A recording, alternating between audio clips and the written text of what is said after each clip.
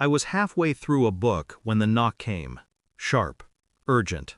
2 paramedics stood at my door, faces pale, voices hushed. "Sir," one said, "your wife was hit by a car. She died on impact."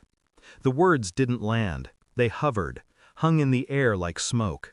I shook my head slowly. No. She's upstairs, watching TV.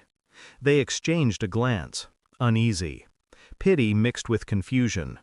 I led them up the stairs, my hand grazing the wall for balance. She was there, exactly where I left her. Legs curled beneath a blanket, remote in hand, smiling faintly at the screen. The younger medic raised his hand, trembling. "Sir," he whispered, "don't get any closer. We saw the body." That... He stopped. The air thickened, and in that pause, I realized the ground beneath my life had cracked. I watched her laugh at the sitcom glow, every detail so familiar, yet now foreign.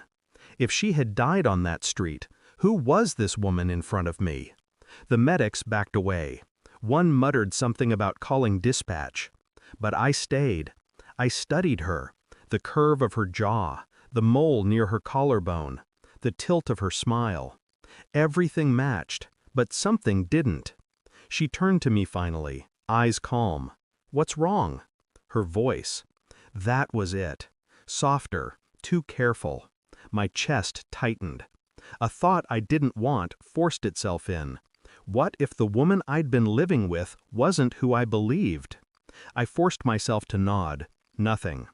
But inside, suspicion rooted itself. Cold, silent, unshakable. The days after blurred, yet each one carved deeper into me.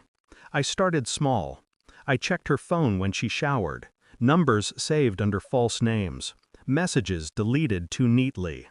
I looked at her handwriting, shopping lists, notes, tiny differences, rounded letters where hers had always been sharp.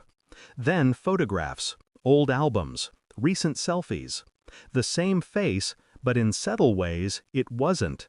As if I'd been staring at a copy too long, only now noticing the flaws in its print.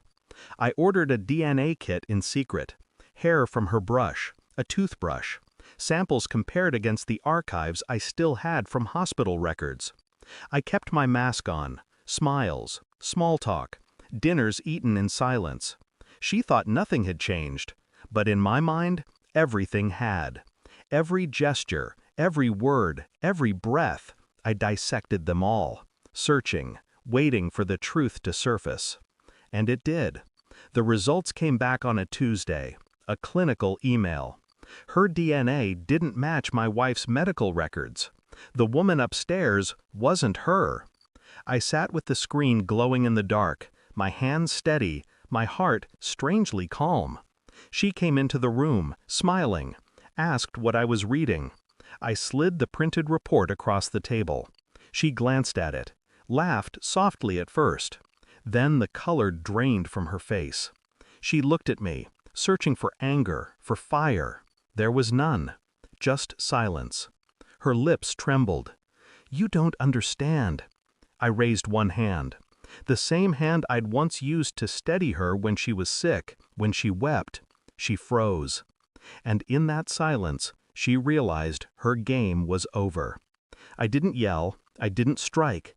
I recorded her confession instead. Every word, every justification, every hollow excuse. By morning, the file was already in the hands of people who needed to see it. Lawyers, police, anyone who could dismantle her false life. She begged, on her knees, clinging to my arm like a drowning woman. "I can be her for you. Please, don't erase me." I looked down at her.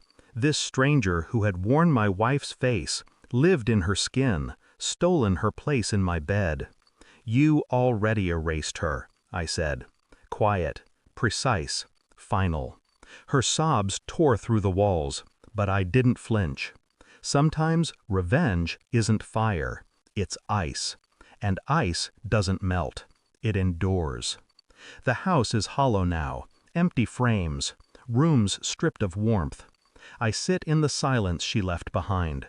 Not grieving, not relieved, something colder. I think of the woman I lost, my real wife, struck down on the street, faceless in the morgue. And then I think of the woman I lived with after, a lie wrapped in familiar skin. 2 deaths, 1 body, both gone. But me? I remain. Not broken, not healed, just awake. And when I close my eyes at night, one truth cuts sharper than all the rest. It's not the body that betrays you. It's the smile that makes you believe it's still hers. Thanks for watching. Don't forget to like, share, and comment. Subscribe now to Cheating Stories Insight World for more amazing stories.